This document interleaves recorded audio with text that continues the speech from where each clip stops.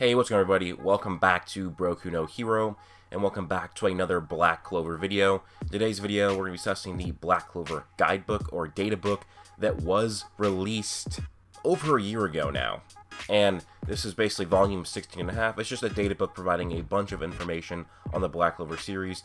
It is a book that was actually created by Yuki Tabata himself, and was even as stated by himself that he kind of like double-checked his work to make sure that a lot of this stuff was as accurate as possible.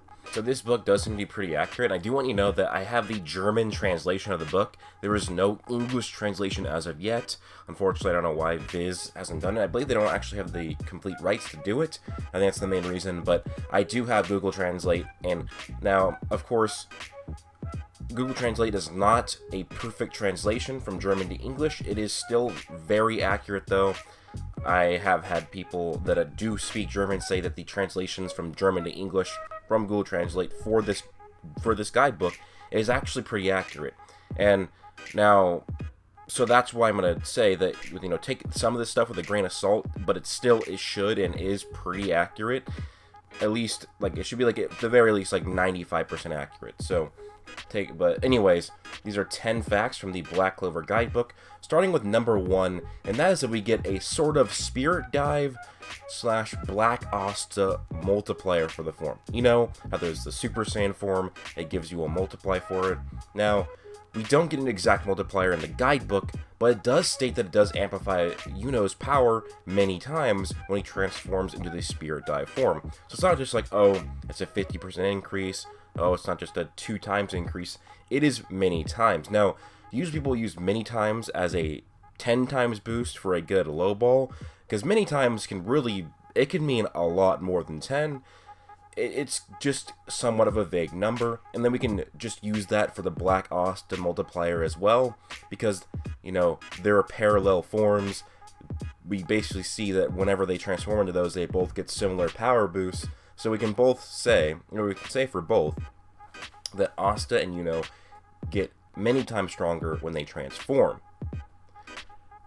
The second interesting fact in the guidebook is somewhat weird and, in my opinion, might not be true, but then again, it is stated by Tabata himself that 99.9% of people in Black Clover have mana. What does that mean, though? If we look at this, if Asta is the only one without magic or without mana in Black Clover, that would mean there's only 1,000 total people that live in the universe, which we know is not true. We know this because most people do not become Magic Knights, and we know that, as stated by Tabata himself, there are about 50 members per squad. With 9 squads, that would mean 450 members. We know that the actual population heavily outpopulates the actual Magic Knights, so there's no way that there's only 550 citizens, and, well, the fact of the matter is, this cannot be true. So, if there are thousands and many thousands of citizens, that means there are many of Asta. Now, I guess not many, there's just way more that we haven't seen. For example, if there is even only 100,000 people in the Clover Kingdom, there is still 100 people without magic in the Clover Kingdom, and Asta is not the only one. But the 99.9% could just be an over-exaggeration by Tabata, saying that, oh, it's just extremely rare, and Asta is extremely rare. But then again, there could be people who had their magic stolen, as we do remember that there were a bunch of kids that had their magic stolen by the Midnight Sun, and what's important to note is those kids did get their magic back. That was because of some special healing magic treatment. There could be many other people before Asta and the good guys stopped them that had their magic stolen and could not get it back because maybe they weren't ever saved. So that could still also explain the 99.9% number. At number 3 is we get a greater description of the powers of the 4 great elements. Now, some of this is somewhat obvious. It's also similar to other fantasy power systems, but we get it told by the guidebook, that fire mages specialize in attack, wind is a speed element, earth is a defense element, and water is a combination of the versatility of both attack and defense. So, just again, I'll go over it. Fire is for power, wind is speed, earth is defense and water is attack and defense. This makes sense because, you know, wind travels fast, and also it is stated that the salamander has the greatest attack power of all of the 4 great elements. That would line up with fire. Fire element, fire mages, usually having higher attack power. The 4th fact I'm going to talk about is about Grimoires. Now, it is stated that Grimoires in Black Clover are actually tied to the soul, and when, this is actually also in the manga anime, when a person dies, the Grimoire dies with them. Now, Grimoires can be stolen, but they cannot be used by anybody else.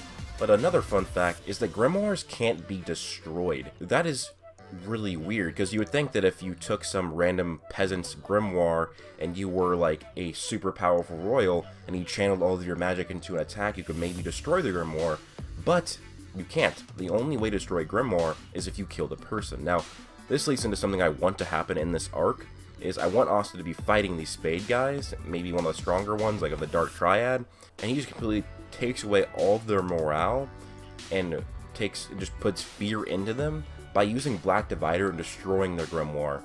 Now, this, even though the guidebook says they can't be destroyed, maybe anti-magic, and with Asta's Black Divider, it could actually destroy grimoire. 5th fact is that we actually get another multiplier for the Mana Zone.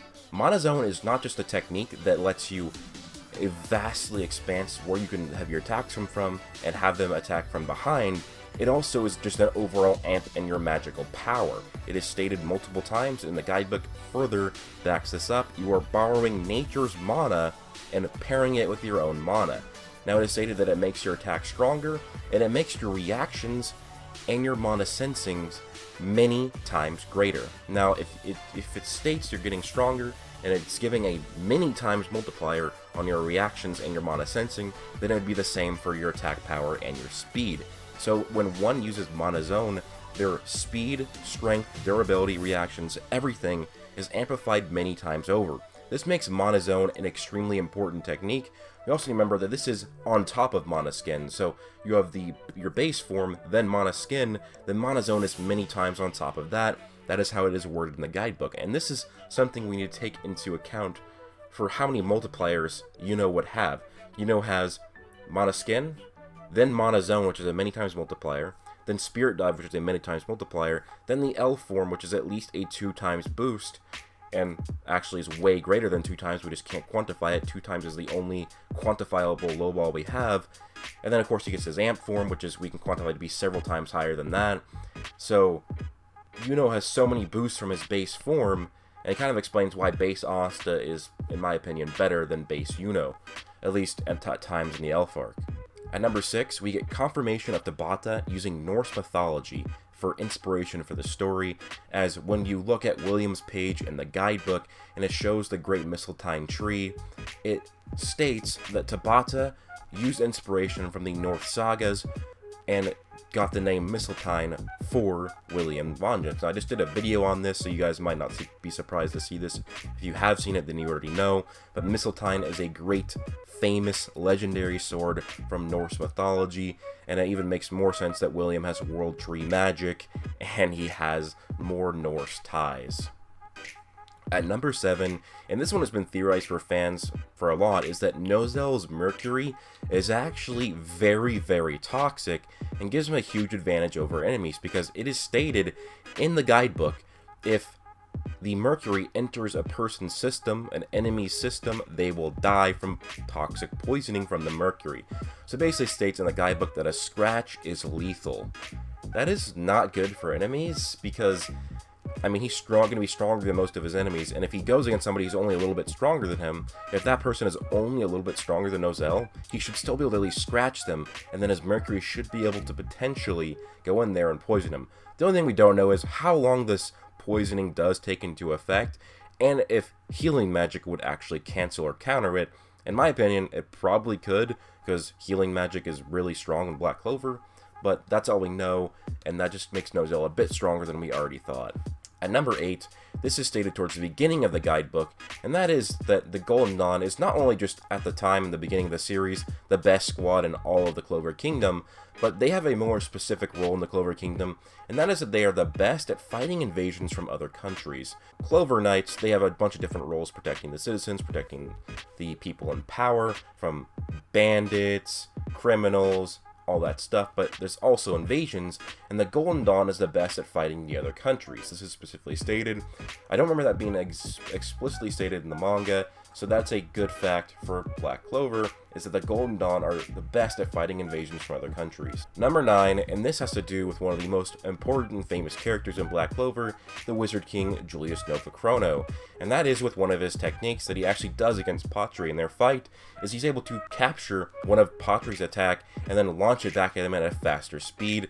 Now, we did not know in the manga or the anime how much faster Julius was making Patri's attacks, but it is confirmed in the guidebook that he doubled the speed of Patri's attack and launched it back at him. So this adds another move into Julius's repertoire, or not really adds it, we already knew that he could do it, but this gives a finite and a actual what we can gauge of what he can do, and that is that he can double the speed of attacks that he captures from you and launch them back at you. That's pretty good move right there, if I do say so myself. It's almost like a full counter in a way. And number 10, and this has to do with anti-magic, and that the guidebook actually confirms that anti-magic is another form of energy, not a type of magic. Now, a lot of people thought that anti-magic was just a different type of magic in Black Clover that just canceled other magic. But no, it is a different form of energy. It is not mana, and of course this is already backed up in Black Clover itself by nobody being able to sense Asta, and Asta not being able to sense mana because he has no mana himself. That's because he has anti-magic. It's a different form of energy. And some people even said that the anti-magic wasn't even a form of energy. They thought it was just a form of something else that was kind of like Venom from the Marvel series. But no, anti-magic is another form of energy. Not really like that, but still, it's not a type of magic. It's just another form of energy that Asta can use. So, with that being said, that's 10 facts from the Black Clover Guidebook.